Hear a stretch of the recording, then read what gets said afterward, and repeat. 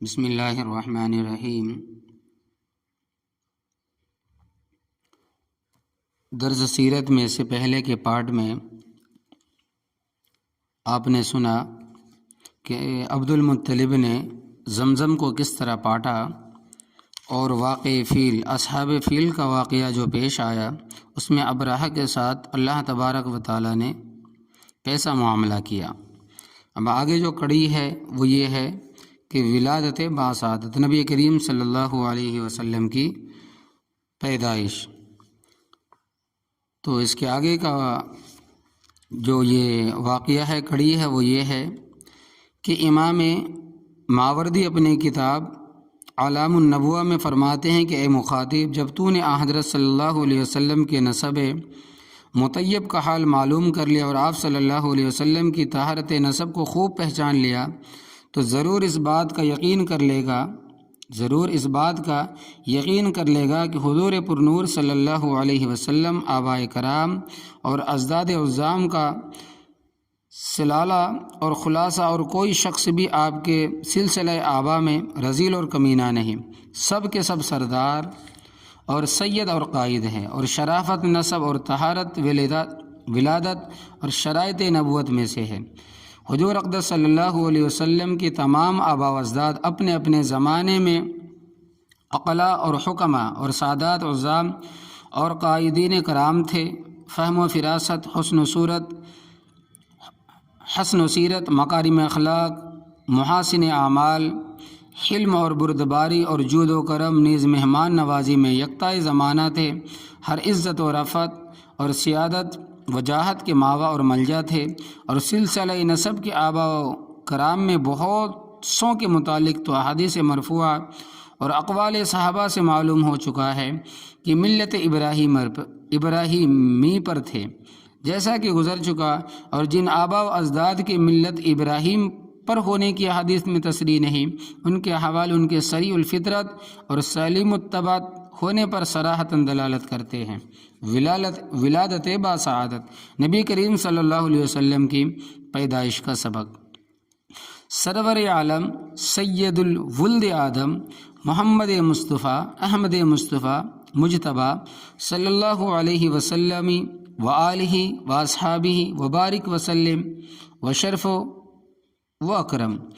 واقع فیل کے 50 یا 55 روز کے بعد بتاریخ 8 ربیع الاول نمبر 2 یوم دوشنبہ مطابق ماہ 10 اپریل 570 عیسوی مکہ مکرمہ میں صبح صادق۔ نمبر 1 مشہور یہ ہے کہ حضرت صلی اللہ علیہ وسلم واقع فیل کے 50 روز کے بعد پیدا ہوئے، اور اسی کو علامہ سہیلی نے اختیار فرمایا ہے، اور محمد بن علی سے یہ منقول ہے کہ 55 روز کے بعد پیدا ہوئے، اور اسی کو علامہ دمیاطی نے اختیار فرمایا ہے۔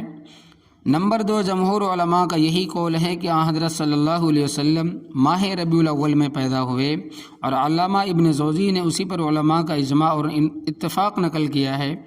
بعض کہتے ہیں کہ حضرت صلی اللہ علیہ وسلم ربیع الاخر میں، اور بعض کہتے ہیں کہ سفر میں، اور بعض کہتے ہیں کہ رجب میں، اور بعض کہتے ہیں کہ رمضان المبارک میں پیدا ہوئے، مگر یہ تمام اقوال ضعیف ہے، کمزور ہے۔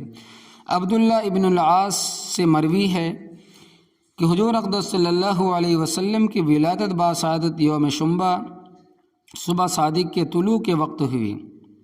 یہ روایت اگرچہ ضعیف الاسناد ہے، زرقانی صفحہ 133، تو یہ روایت اگرچہ ضعیف الاسناد ہے لیکن اس سے تمام روایات میں توفیق و تطبیق ہو جاتی ہے، اس لیے کہ بعض روایات سے معلوم ہوتا ہے کہ ولادت باسعادت دن میں ہوئی، اور بعض روایات سے معلوم ہوتا ہے کہ شب میں ہوئی، رات میں ہوئی ہے، لیکن صبح صادق کے وقت کی ولادت کو یہ بھی کہا جا سکتا ہے کہ شب میں ولادت ہوئی، اور یہ بھی کہا جاتا ہے کہ بروز دوشنبہ صبح کے وقت ولادت ہوئی، یعنی پیر کے دن، لہذا جن روایات میں دوشنبہ کی ولادت مذکور ہے وہ بھی صحیح ہے، اور جن روایات میں یہ مذکور ہے کہ شب دوشنبہ میں ولادت ہوئی تو یہ روایتیں بھی صحیح ہے۔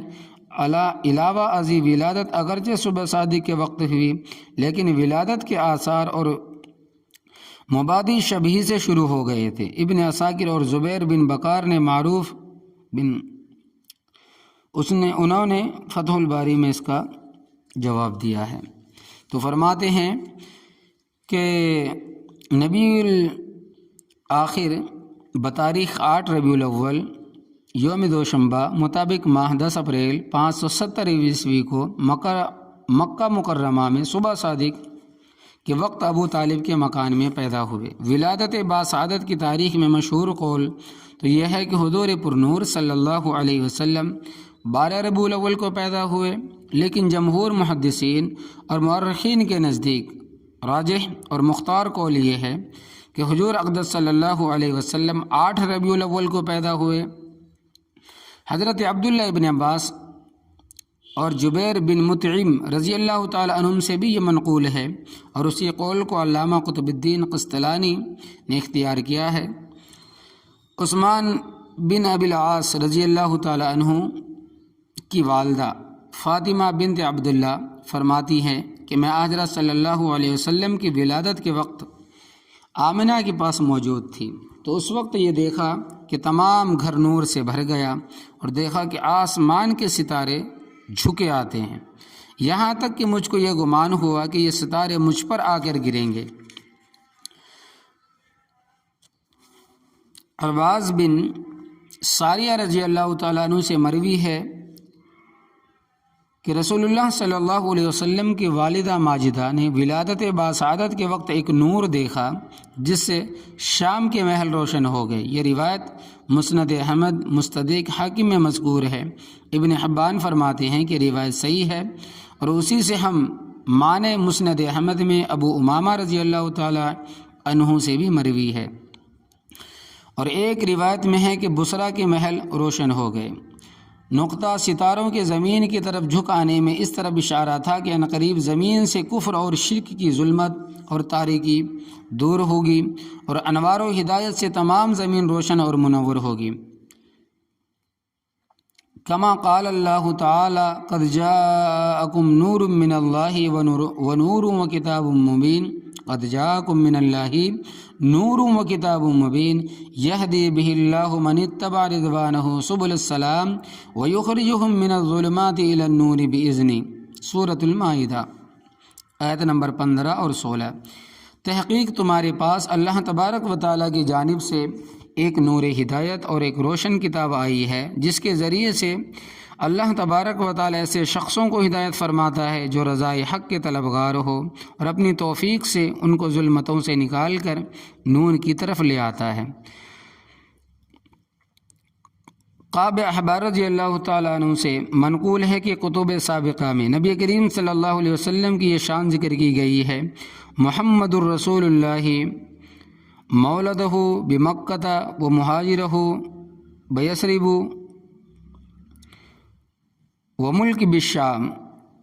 محمد اللہ کے رسول کی ولادت مکہ میں ہوگی اور ہجرت مدینے میں ہوگی، اور ان کی حکومت و سلطنت شام میں ہوگی، یعنی مکہ سے لے کر شام تک تمام علاقہ آپ ہی کی زندگی میں اسلام کے زیر نگی آ جائے گا۔ چنانچہ شام آپ صلی اللہ علیہ وسلم ہی کی زندگی میں فتح ہوا۔ عجب نہیں اسی وجہ سے ولادت باسعادت کے وقت شام کے محل دکھلائے گئے ہو، اور بصرہ جو ملک شام کا ایک شہر ہے کہ وہ خاص طور پر اس لیے دکھلایا گیا ہے کہ علاقہ شام میں سے سب سے پہلے بصرہ ہی میں نور نبوت اور نور ہدایت پہنچا ہے، اور ممالک شام میں سب سے پہلے بصرہ ہی فتح ہوا۔ اور عجب نہیں کہ شام کے محل اس لیے بھی دکھلائے گئے ہوں کو من جملہ 40 کے 30 ابدال کے جو 30 کے 30 قدم ابراہیمی پر ہیں ان کا مرکز اور مستقر شام ہی ہے، اس لیے بنسبت دوسرے ممالک کے ملک شام خاص طور پر انوار و برکات کا میدان اور منبع ہے۔ اس لیے ولادت باسعادت کے وقت شام کے محل دکھلانے میں اس طرف اشارہ تھا کہ یہ ملک شام نور نبوت کا خاص طور پر تجلی گاہ ہوگا، اور اسی وجہ سے آپ کو اول مکہ مکرمہ سے شام یعنی مسجد اقصی تک سیر کرائی گئی۔ کما قال تعالی سبحان الذی اسری بعبدہ لیلا من المسجد الحرام الی المسجد الاقصی الذی بارکنا حولہ سورۃ بنی اسرائیل آیت نمبر 1۔ پاک ہے وہ ذات جس نے اپنے بندے کو مسجد حرام سے مسجد اقصی تک سیر کرائی، جس کے گرد ہم نے برکتیں بچھا دی ہے، جس سے صاف ظاہر ہے کہ ملک شام میں جو مسجد اقصی ارد گرد واقع ہے، اللہ تبارک و تعالیٰ نے اپنی خاص برکتوں کا وہاں بچھایا ہے،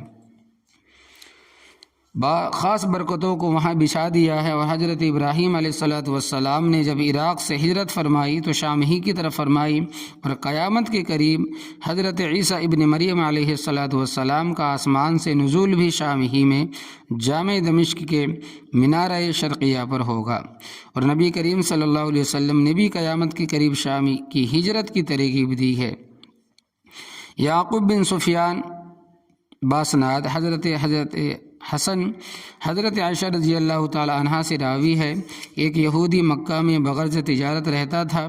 جب شب میں آپ بیدار ہوئے، فرماتے ہیں کہ ایک یہودی مکہ میں بغرض تجارت رہتا تھا، جس شب میں یعنی جس رات میں آپ صلی اللہ علیہ وسلم پیدا ہوئے تو مجلس میں قریش سے یہ دریافت کیا کہ اس شب میں کوئی لڑکا پیدا ہوا ہے۔ قریش نے کہا کہ ہم کو معلوم نہیں۔ یہودی نے کہا کہ اچھا ذرا تحقیق تو کر کے آؤ، آج کی رات میں اس امت کا نبی پیدا ہوا ہے، اس کے دونوں شانوں کے درمیان ایک علامت ہے، دونوں کندھوں کے درمیان ایک نشانی ہے، یعنی مہر نبوت، اور وہ 2 رات تک دودھ نہ پیے گا، اس لیے کہ ایک جنی نے اس کے منہ پر انگلی رکھ دی ہے، ایک جنی نے اس کے منہ پر انگلی رکھ دی ہے۔ لوگ فوراً اس مجلس سے اٹھے اور اس کی تحقیق کی، معلوم ہوا کہ عبداللہ ابن مطلب کے یہاں لڑکا پیدا ہوا ہے۔ یہودی نے کہا کہ مجھ کو بھی چل کر دکھلاؤ۔ یہودی نے جب دونوں شانوں کے درمیان، دونوں کندھوں کے درمیان علامت مہر نبوت کو دیکھا تو بے ہوش ہو کر گر پڑا۔ جب ہوش آیا تو یہ کہا، نبوت بنی اسرائیل سے چلی گئی، نبوت بنی اسرائیل سے چلی گئی، نبوت بنی اسرائیل سے چلی گئی۔ یہ کہتے جاتا تھا اور کہتا جاتا تھا، اے قریش، واللہ یہ مولود تم پر ایک ایسا حملہ کرے گا جس کی خبر مشرق سے لے کر مغرب تک پھیل جائے گی۔ حافظ عسقلانی رحمۃ اللہ علیہ فرماتے ہیں کہ اس روایت کی سند حسن ہے اور اس واقعے کے نظائر اور شواہد میں ہیں جن کی شرح اور تفصیل طویل ہے۔ ایوان کسریٰ کے 14 کنگروں کا گرنا اور نہر سابا کا خشک ہو جانا اسی شب میں، فرماتے ہیں کہ یہ واقعہ بھی پیش آیا کہ ایوان کسریٰ میں زلزلہ آیا جس سے محل کے 14 کنگرے گر گئے، اور فارس کا آتش کدہ جو 1000 سال سے مسلسل روشن تھا وہ بجھ گیا، اور دریائے ساوا خشک ہو گیا۔ جب صبح ہوئی تو کسریٰ نہایت ہی پریشان تھا، شاہانہ وقار اس کے اظہار سے مانع ہو رہا تھا۔ بالآخر وزراء اور ارکان دولت کو جمع کر کے دربار منعقد کیا۔ اثناء دربار ہی میں یہ خبر پہنچی کہ فارس کا آتش کدہ بجھ گیا ہے۔ کسریٰ کی پریشانی میں اور اضافہ ہوا۔ ادھر سے موبز نے کھڑے ہو کر کہا، یعنی کسی آواز دینے والے نے کھڑے ہو کر کہا کہ اس رات میں نے یہ خواب دیکھا ہے کہ سخت اونٹ عربی گھوڑوں کو کھینچے لیے جا رہے ہیں اور دریائے دجلہ سے پار ہو کر تمام ممالک میں پھیل گئے۔ کسریٰ نے جو آواز دینے والا تھا، جو نجومی تھا، ان سے پوچھا کہ اس خواب کی کیا تعبیر؟ تو نجومی نے کہا کہ شاید عرب کی طرف سے کوئی عظیم الشان حادثہ پیش آئے گا۔ کسریٰ نے توثیق اور اطمینان کی غرض سے نعمان ابن منذر کے نام ایک فرمان جاری کیا، کسی بڑے عالم کو میرے پاس بھیجو جو میرے سوالات کا جواب دے سکے۔ نعمان ابن منذر نے ایک جہاں ید عالم عبد المسیح غسانی کو روانہ کر دیا۔ یہ بہت بڑے عالم تھے عبد المسیح غسانی۔ عبد المسیح جب حاضر دربار ہوا تو بادشاہ نے کہا، میں جس چیز کو تم سے پوچھنا چاہتا ہوں کیا تم کو اس کا علم ہے؟ عبد المسیح نے کہا کہ آپ بیان فرمائیں، اگر مجھ کو علم ہوگا تو میں بتلا دوں گا، ورنہ کسی جاننے والے کی طرف رہنمائی کر دوں گا۔ بادشاہ نے تمام واقعہ بیان کیا۔ عبد المسیح نے کہا کہ غالباً اس کی تحقیق میرے ماموں سطح سے ہو سکے گی جو آج کل شام میں رہتے ہیں۔ کسریٰ نے عبد المسیح کو حکم دیا کہ تم خود اپنے ماموں سے اس کی تحقیق کر کے آؤ۔ عبد المسیح اپنے ماموں سطح کے پاس پہنچا تو ستی اس وقت نزا کی حالت میں تھا مگر ہوش ابھی باقی تھے۔ عبد المسیح نے جا کر سلام کیا اور کچھ اشعار پڑھے۔ ستی نے جب عبد المسیح کو اشعار پڑھتے سنا تو عبد المسیح کی طرف متوجہ ہوا اور یہ کہا کہ عبد المسیح تیز اونٹ پر سوار ہو کر ستی کے پاس پہنچا۔ جب وہ مرنے کے قریب ہے تجھ کو بنی ساسان کے بادشاہ نے محل کے زلزلہ اور آتش قدا کے بجھ جانے اور نجومی کے خواب کی وجہ سے بھیجا ہے۔ سخت اور قوی اونٹ عربی گھوڑوں کو کھینچے لیے جا رہے ہیں اور دجلہ سے پار ہو کر تمام بلاد میں پھیل گئے، یعنی تمام شہر میں پھیل گئے۔ اے عبد المسیح خوب سن لے، جب کلام الہی کی تلاوت کثرت سے ہونے لگے اور صاحب عصا ظاہر ہو اور روادی سماوا رواں ہو جائے اور دریائے ساوا خشک ہو جائے اور فارس کی آگ بجھ جائے تو سطح کے لیے شام نہ رہے گا۔ بنی ساسان کے چند مرد اور چند عورتیں بقدر کنگروں کے بادشاہت کریں گے، جو شے آنے والی ہے گویا کہ آ ہی گئی۔ یہ کہتے ہی سطح مر گیا۔ عبد المسیح واپس گیا اور کسریٰ سے تمام ماجرا بیان کیا۔ کسریٰ نے یہ سن کر یہ کہا کہ 14 سلطنتوں کے گزر جانے کے لیے ایک زمانہ چاہیے، مگر زمانے کو گزرتے کیا دیر لگتی ہے۔ 10 سلطنتیں تو 4 ہی سال میں ختم ہو گئی اور باقی 4 سلطنتیں حضرت عثمان غنی کے زمانے خلافت تک ختم ہوئی۔ حافظ ابن السید الناس نے اس واقعے کو ایک کتاب میں اپنی طویل کے سند کے ساتھ ذکر کیا ہے، اور یہ روایت تاریخ ابن جریر طبری میں بھی اسی سند کے ساتھ مذکور ہے، اور ابن سکن نے بھی اس روایت کو اسی سند کے ساتھ روایت کیا ہے۔ چنانچہ ابو مخزوم بن ہانی کے صحابی ہونے میں اختلاف ہے۔ ابو الولید بن دباغ کے ابو مخزوم بن ہانی کو صحابہ میں ذکر کیا، اور حافظ ابن کثیر نے اسی حدیث کو اسی سند کے ساتھ بحوالہ ابو بکر خرائطی ذکر ارتجاس الایوان کے تحت ذکر کیا ہے، اور دیکھو خصائص کبریٰ للسیوطی۔ تو حافظ عسقلانی اس روایت کو نقل فرماتے ہیں کہ روایت مرسلہ، اور ابن ابی شیبہ نے بشیر ابن تمیم کو صحابہ میں شمار کیا ہے۔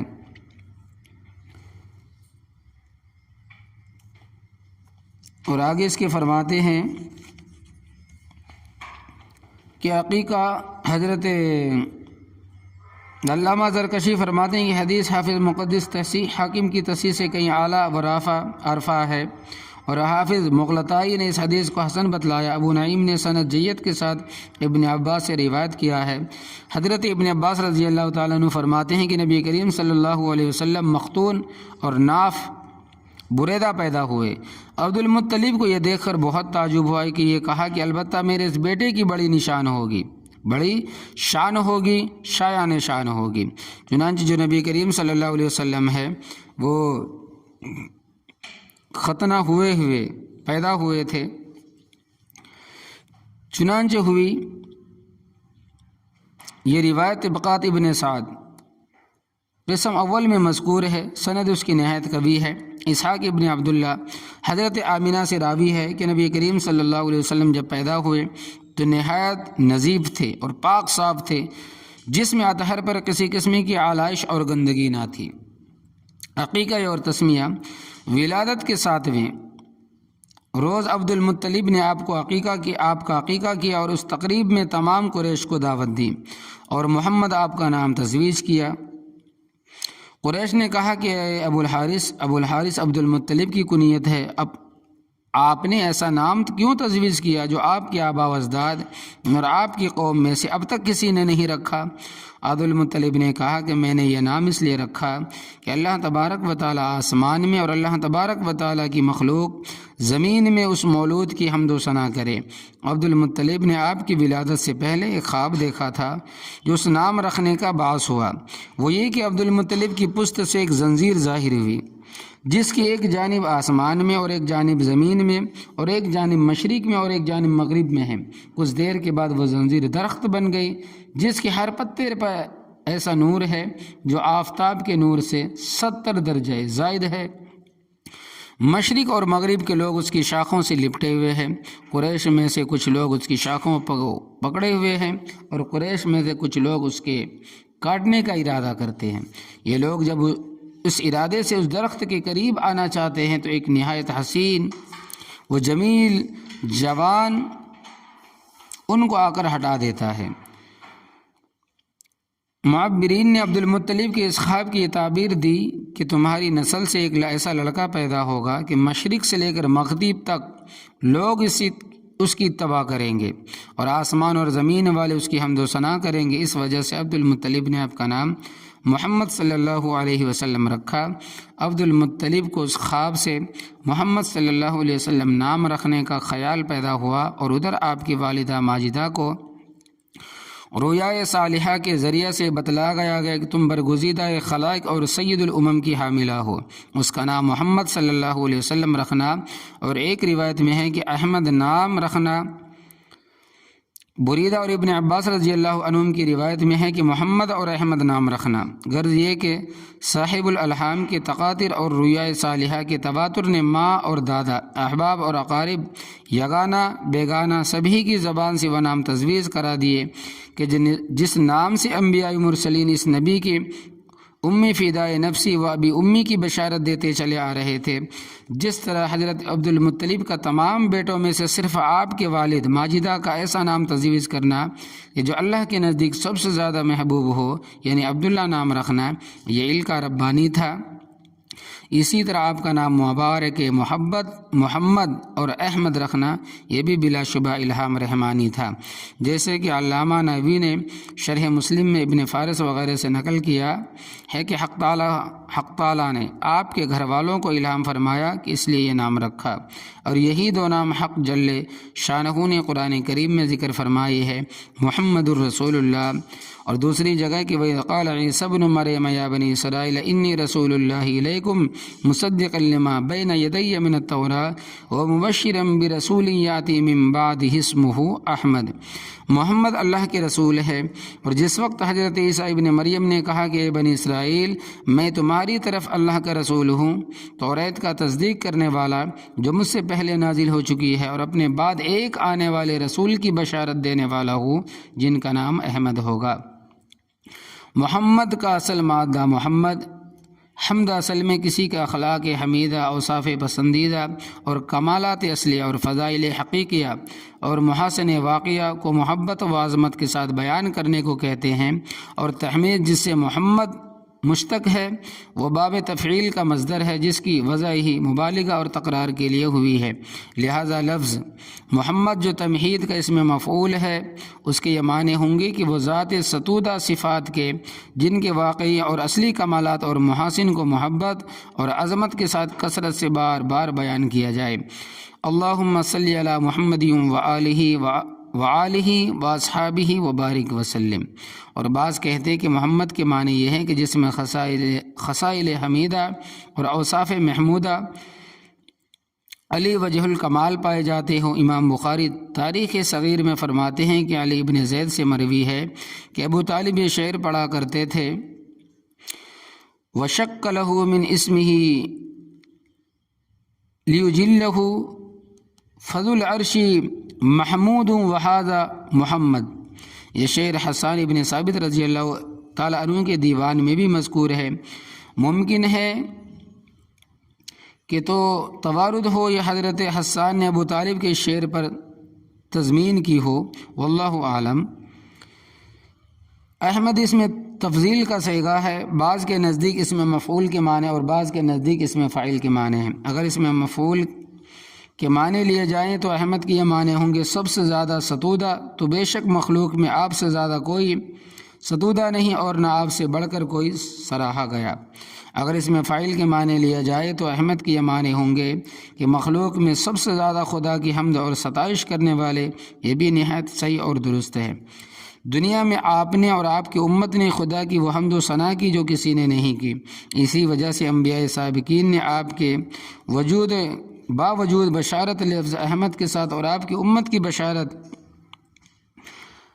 حمادین کے لقب سے دی ہے، جو نہایت درست ہے، اور اللہ تبارک و تعالیٰ نے آپ کو سورۃ الحمد عطا کی، اور کھانے پینے اور سفر سے واپس آنے کے بعد اور ہر دعا کے بعد آپ کو اور آپ کی امت کو حمد اور ثنا پڑھنے کا حکم دیا، اور آخرت میں بوقت شفاعت آپ پر من جانب اللہ و محامد اور خدا کی وہ تعریفیں منکشف ہوں گی کہ جو نہ کسی نبی مرسل پر اور نہ کسی ملک منزل پر منکشف ہو جائے۔ اسی وجہ سے قیامت کے دن آپ کو مقام محمود اور لواء حمد عطا ہوگا۔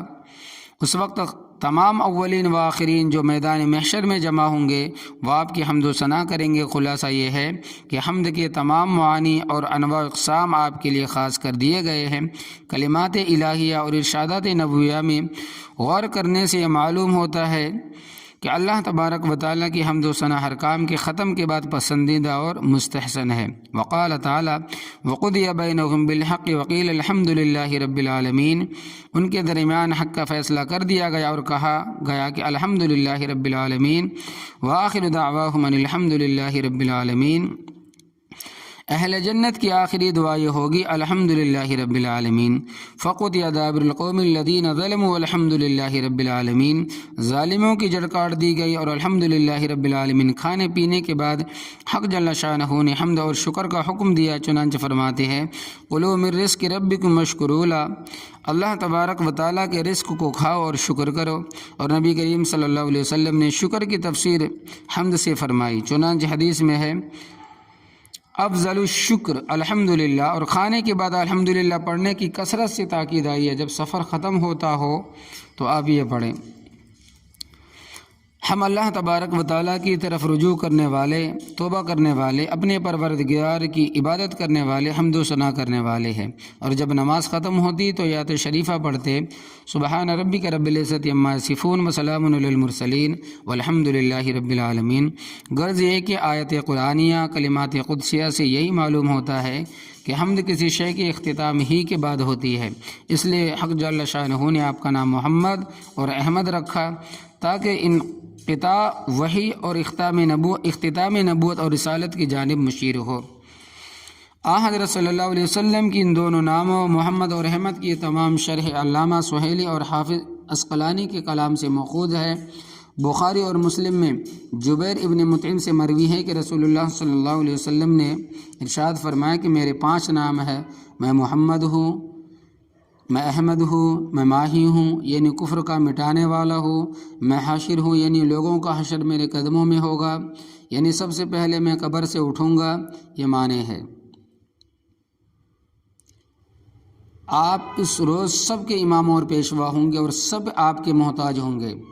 نمبر 2، اور میں عاقب ہوں یعنی تمام انبیاء کے بعد آنے والا ہوں۔ بخاری ترمذی وغیرہ میں یہ الفاظ ہے کہ انا العاقب الذی لیس بعد النبی، میں عاقب ہوں یعنی میرے بعد کوئی نبی نہیں۔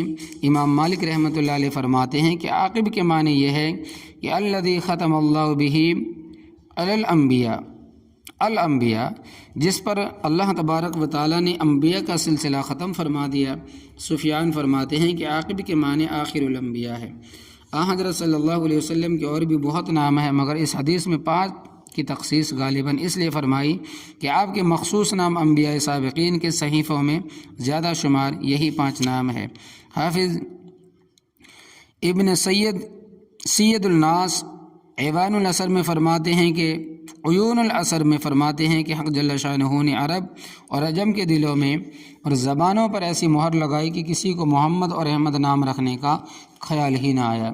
اسی وجہ سے قریش نے متعجب ہو کر عبد المطلب سے یہ سوال کیا کہ آپ نے یہ نام تجویز کیوں کیا جو آپ کی قوم میں کسی نے نہیں رکھا؟ لیکن ولادت باسعادت سے کچھ عرصہ پہلے لوگوں نے جب علماء بنی اسرائیل کی زبانی یہ سنا کہ عنقریب ایک پیغمبر صلی اللہ علیہ وسلم محمد اور احمد کے نام سے پیدا ہونے والے ہیں، تو چند لوگوں نے اسی امید پر اپنی اولاد کا نام محمد رکھا۔ مشیت ربانیہ اور حکمت الہیہ نے ایسا نام انتظام کیا کہ کسی نے بھی دعوی نبوت نہیں کیا تاکہ محمد مصطفیٰ اور احمد مجتبی صلی اللہ علیہ وسلم کی نبوت و رسالت میں کسی قسم کا اشتباہ پیش نہ آئے۔ کنیت حضرت صلی اللہ علیہ وسلم کے سب سے بڑی مشہور و معروف کنیت ابو القاسم ہے۔ جو آپ صلی اللہ علیہ وسلم کے سب سے بڑے صاحبزادے قاسم کے نام پر ہے۔ دوسری کنیت ابو ابراہیم ہے۔ حضرت انس رضی اللہ تعالیٰ عنہ سے مروی ہے کہ جب ماریہ قبطیہ کے بطن سے حضرت ابراہیم رضی اللہ تعالیٰ عنہ پیدا ہوئے تو حضرت جبرائیل علیہ الصلاۃ والسلام آپ کی خدمت میں حاضر ہوئے، فرمایا السلام علیک یا ابا ابراہیم، سلام ہو آپ پر اے ابو ابراہیم۔ ختنہ کے بارے میں 3 قول ہے۔ ایک قول یہ ہے کہ حضور اقدس صلی اللہ علیہ وسلم مختون پیدا ہوئے۔ حاکم کہتے ہیں کہ آپ کے مختون پیدا ہونے میں احادیث متواتر ہے۔ دوسرا قول یہ ہے کہ آپ کے جد امجد عبد المطلب نے ولادت کے 7ویں روز آپ کی ختنہ کرائی، جیسا کہ عرب میں دستور تھا۔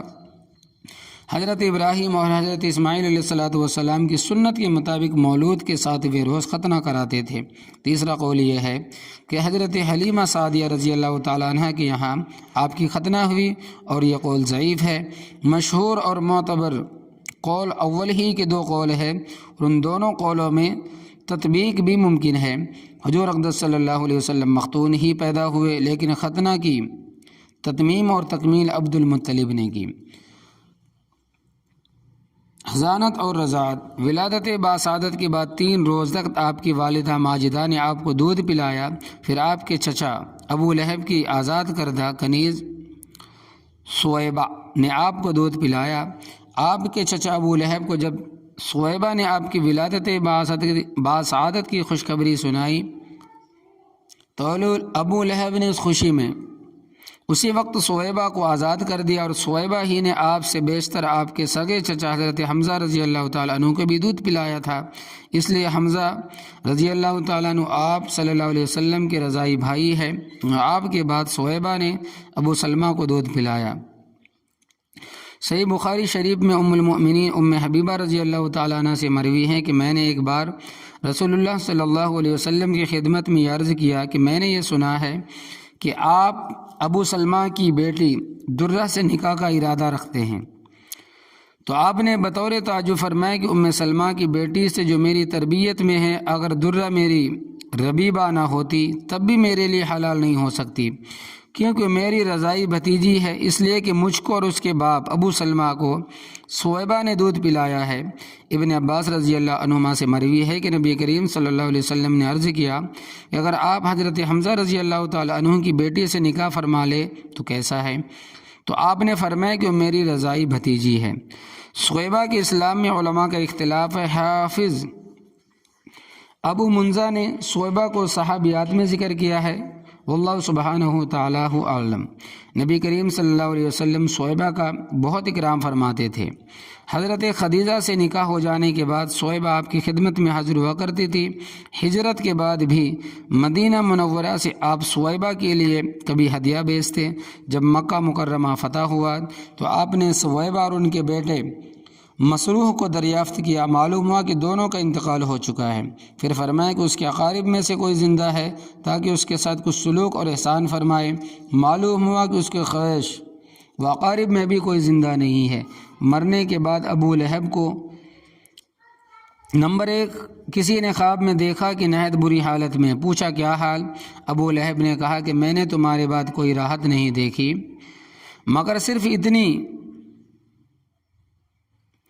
کہ سویبہ کے آزاد کرنے کی وجہ سے سر انگشت کی مقدار پانی پلا دیا جاتا ہے۔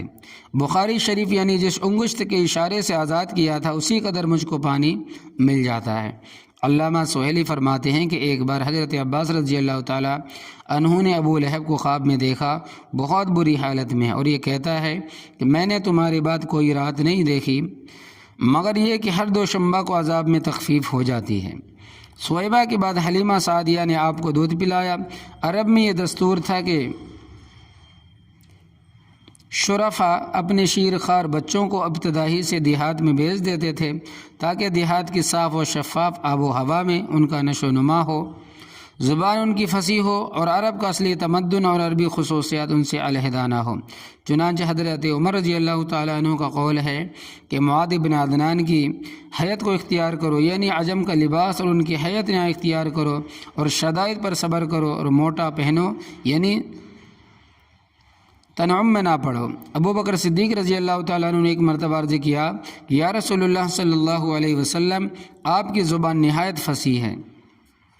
آپ صلی اللہ علیہ وسلم نے فرمایا کہ اول تو میں قریش میں سے ہوں اور پھر بنی السعد میں نے دودھ پیا ہے۔ اسی دستور کے مطابق ہر سال بنی السعد کی عورتیں شیرخوار بچوں کی تلاش میں مکہ آیا کرتی تھیں۔ حضرت حلیمہ رضی اللہ تعالیٰ عنہ فرماتی ہیں کہ میں اور بنی السعد کی عورتیں شیرخوار بچوں کی تلاش میں مکہ آئے۔ میرے ساتھ میرے شوہر اور میرا شیرخوار بچہ تھا۔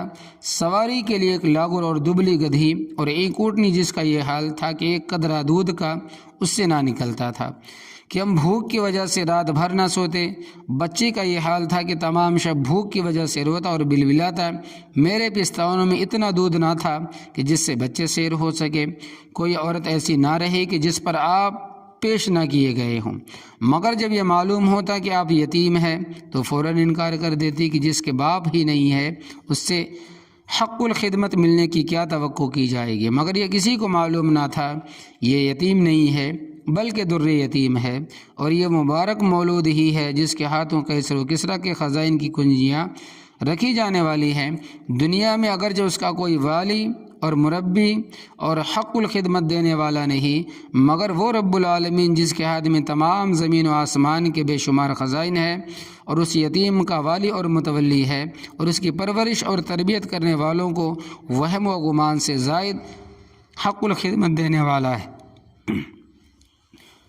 انشاءاللہ تبارک و تعالی آگے جو درس سیرت ہے اس میں حضرت حلیمہ سعدیہ رضی اللہ تعالیٰ عنہ جو نبی کریم صلی اللہ علیہ وسلم کو شیر خواری کی حالت میں لے کر